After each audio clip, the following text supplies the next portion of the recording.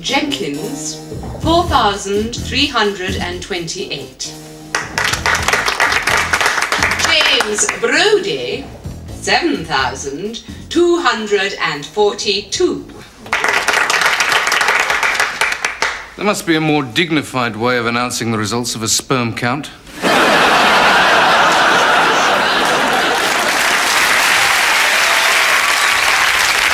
Hey, Dave, I've got this little green man what lives inside my head. Yeah, and like every morning I wake up and he's left his little green shoes out to be cleaned. Clean them, then. Yeah, like this. There you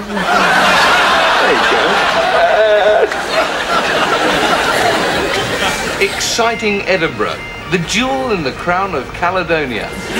I came here by train, and upon arrival, I was immediately struck by this large castle which dominates the whole of the city. It was built to keep out the marauding hordes of invaders. And to remind us of that, every day a cannon is fired at 1 o'clock. Exactly. Another exciting aspect of Edinburgh is this different view of the castle, where a cannon is fired every day at 1 o'clock exactly. We find Edinburgh very interesting, don't we, Hilda? Yeah, especially the castle. The castle. This is the castle up here, and every day we stand here and listen to the cannon going off at exactly 1 o'clock. The cannon goes up every day at exactly 1 o'clock. That was the cannon. What about the nightlife in Edinburgh? Oh, well, the nightlife's great, actually. You see, what they do is they put floodlights on the castle. Oh, really? But the cannon doesn't go off at night, does it? No, the cannon only goes off during the day, every day, at exactly 1 o'clock. 1 o'clock. Yeah. So, there you are. Such a short time to show you all of the attractions of a holiday in Edinburgh. But I think we've covered everything. So, next year, why not take the high road and come to exciting Edinburgh? Bye-bye.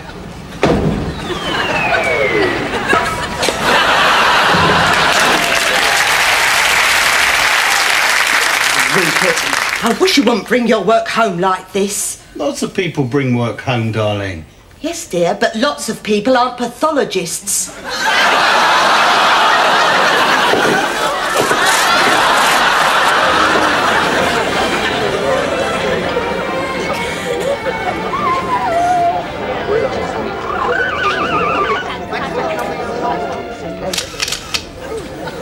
Okay, now let's have one with the bride's father.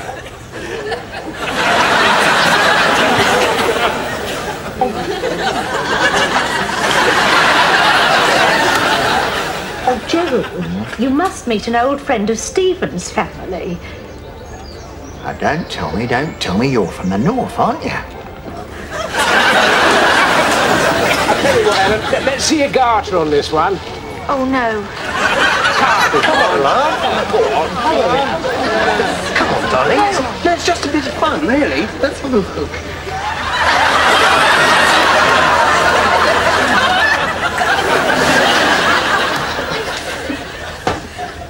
Andrew, that's very naughty. Now stop doing that at once or I shall spank you. Look, all I'm saying is whenever your brother's at a function, there's always trouble.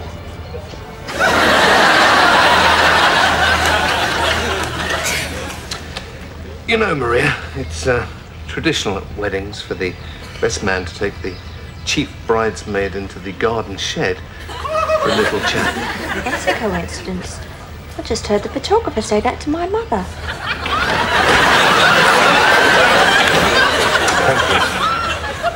Well, tonight's the big night, eh? When you get old Helen back to the old hotel room. Wait. Actually, I'm a bit worried, mate. You know, I mean, what if I can't turn her on? It's no problem. All you have to do is run your tongue around Helen's navel. Drives her absolutely crazy.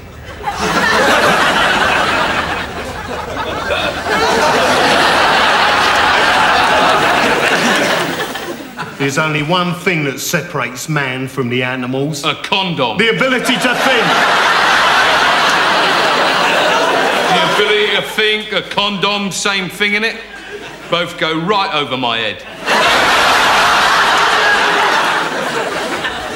Gareth, I love hotel bedrooms. I love fiddling with everything, you know. I'm a real little ferret. I'll tell you what, I'll just do my ablutions and then we're all set. Yeah. Hey, the trouser press. Lovely, lovely. I'll stick them on.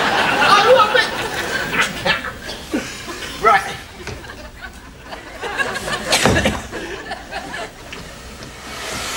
Really powerful hairdryer, gal.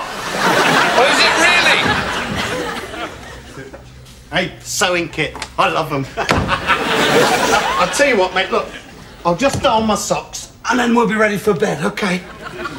Oh, I haven't got any holes in them. Do you need a button on anything? Only your lip. Do you mind switching the light out, please? Yeah, sure. Right. Tea or coffee? I'd like the light out. In the morning, stupid. I don't know, can I decide in the morning, please? Well, we might be in a hurry. Well, in that case, we'll skip it. I better put you down for decaffeinated. Right, here's your choice then. Digestive or hobnob? Hobnob. Oh, sorry. Just licked the last one. Right, I'll tell you what, look, I'll just check the window. Do you want it locked or shall I let some air in? I mean, do you think it's safe to leave the window open? Well, we are 9 floors up now. Yeah, that's true, and I do sleepwalk. We'll leave it open. Right, I'll just check the door, then we're laughing. Door's not locked, Gareth. It opens from the inside, it's locked from the outside.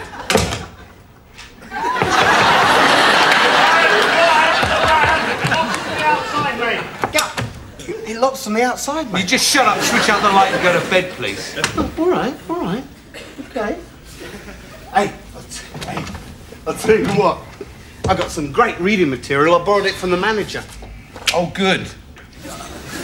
If there's a fire, we've got to leave the room and congregate in the blue area. Oh, and Gareth, if you lose any property, it's your own fault, right? Norman! Bloody well, shut up and switch out the light! OK, Gareth, I'm just fiddling, that's all. Good night, then.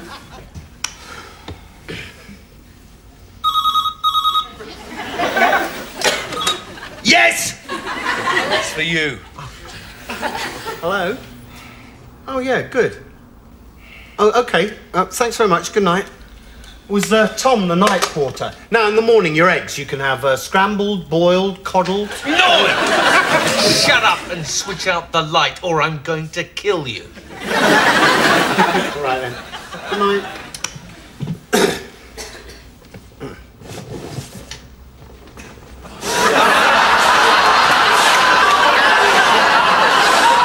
Gareth? What?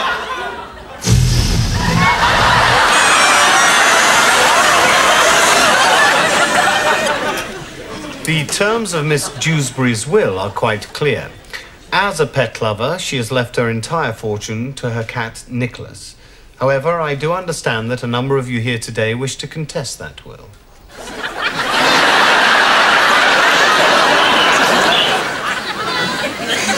As you know, Lisa and I can't have children because of, well, complications. So what's the problem then? Are you firing blanks or has she stopped laying?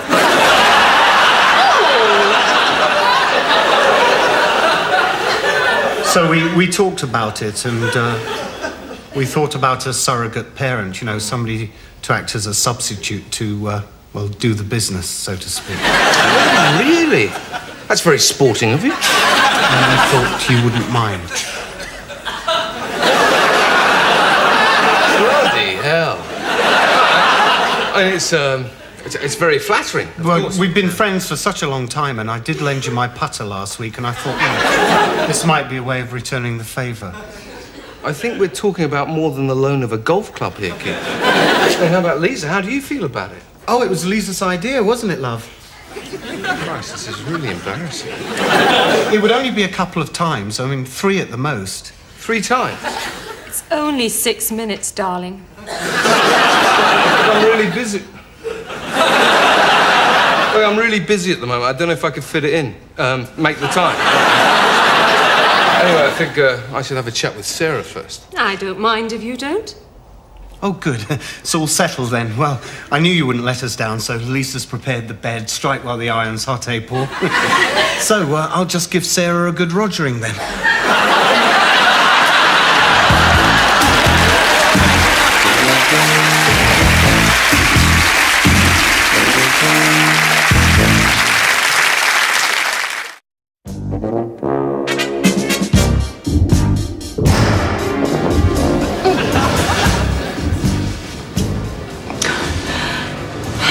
I know, but I hate goodbyes.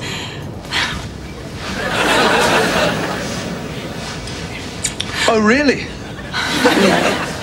It's goodbyes. I just can't handle them.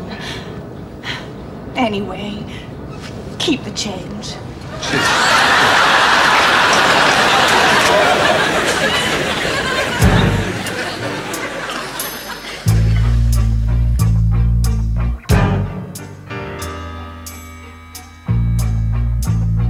I step out of my big black car, my big black company Jag, with my big fat pinstriped business suit on my big fat blubbery back. As I walk through the typing pool, I'm feeling 10 foot tall, 'cause I'm the only man in the company who can say I've had 'em all. Hey darling, I'm the managing director, the leader of the gang, head honcho numero uno, MD, big boss, top man. Corruption, greed, deception are three things I have mastered. I'm a hand-pumping, back-slapping, hiring, firing, deal-making, ball-breaking bastard.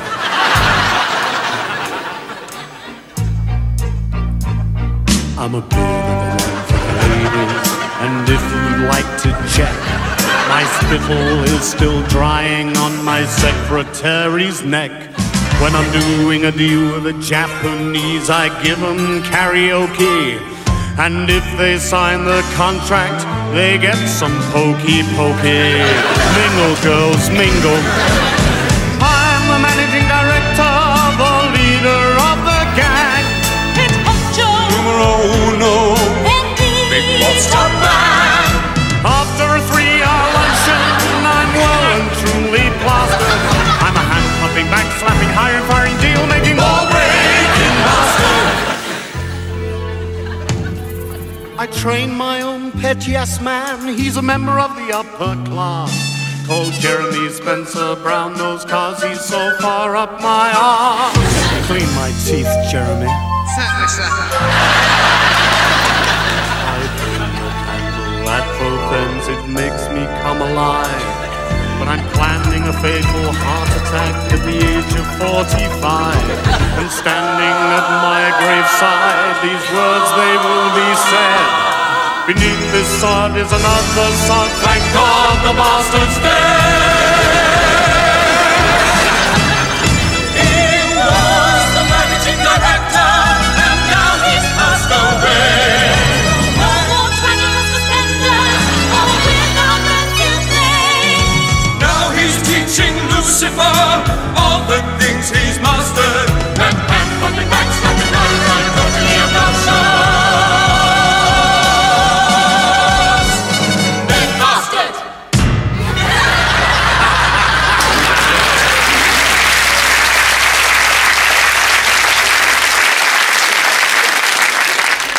My family won't talk to me no more. I've been ostracised and it hurts. Well, I was done as a baby, so I don't remember.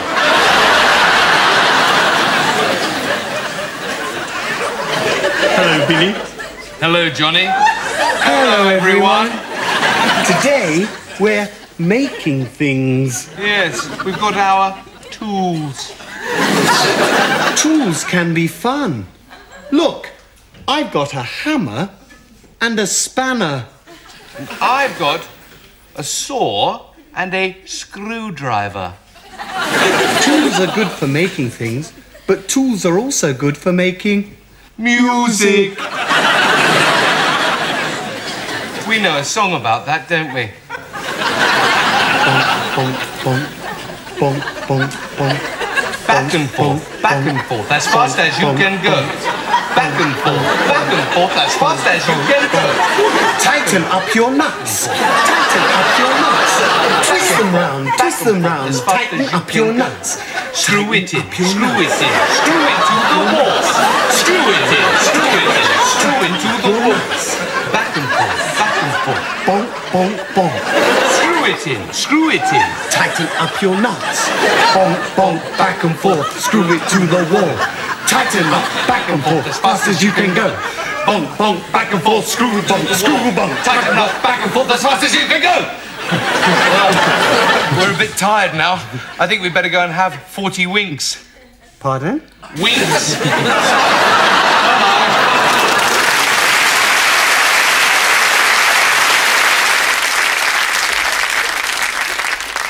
Well, I'm quite impressed by your son's record and credentials, Mr. Chadwick, and I'd be more than happy to offer him a place here at Manorgrove. Oh, thank you very much, Headmaster. I'm sure Peter will be a credit to the school. I'm sure he will be. There's just one more question, purely academic, of course, but tell me, does your son have a nice bottom? What?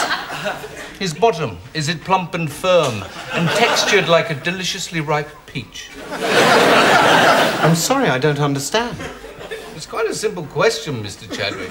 Does your son boast a bottom that's irresistibly spankable? What do you mean, spankable? Mrs. Chadwick, the school was built on discipline, and I've always found that nothing works better than to lay a young offender across my knee and administer a good old-fashioned bare-bottom spanking, especially if the recipient's firm little buttocks are quivering in nervous anticipation. But that's outrageous. Surely corporal punishment has been banned from the classroom. I don't spank them in the classroom, I spank them in here. Let me assure you, I only punish the boys as a last resort for the most serious offences, of course. What sort of serious offences? Oh, coming into assembly with dull blazer buttons, while chewing their food 57 times, and most serious of all, reading pornographic literature.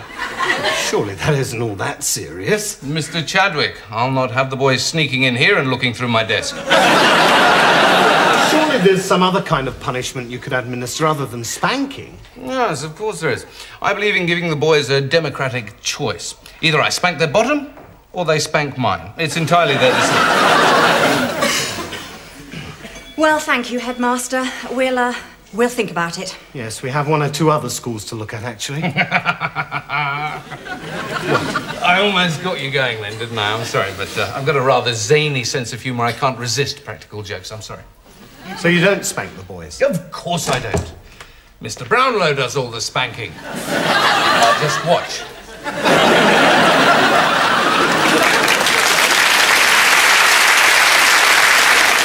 5 weeks I've been in here. 5 weeks. Wouldn't be so bad if I'd had a few visitors. Or even one visitor. Still, at least I've got old Alan for some company.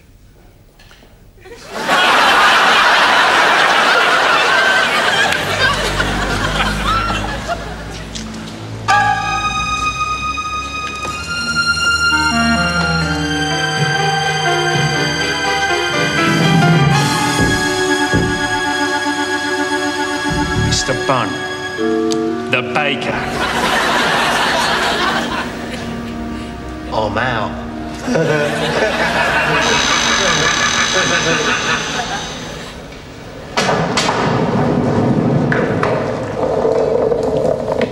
Hey, isn't that Johnson's skateboard?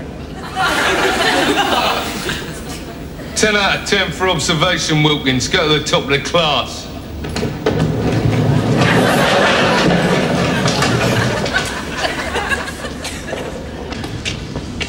What a blinking net you doing in our street, Higgins? Just passing through, we thought we'd return Johnson's skateboard.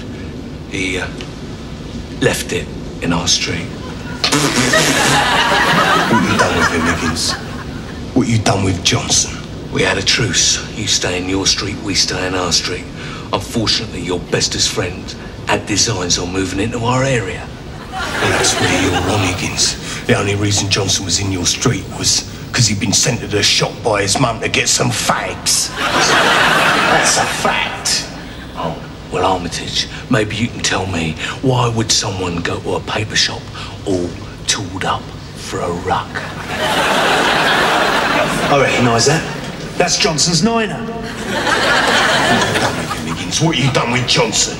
You know, there's a penalty for being caught on our street, and Johnson paid that penalty.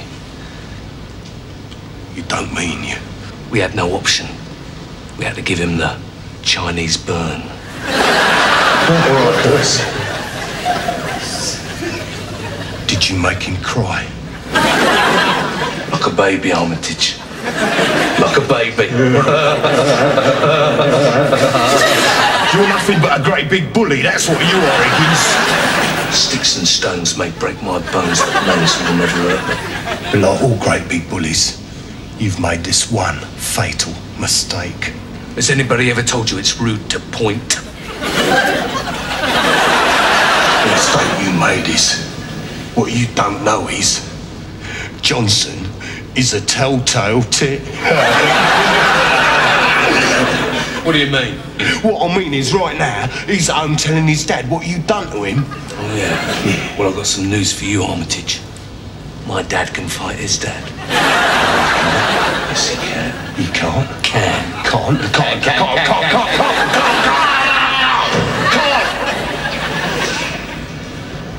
That's right, is it, Chaplain? So that's the message. OK, boys. Oh, backing down, are you, Higgins? I knew you would. Any other time, Armitage, and I'd have had you. Yeah, on your skateboard, scaredy cat. You think yourself lucky that my mummy says my tea's ready.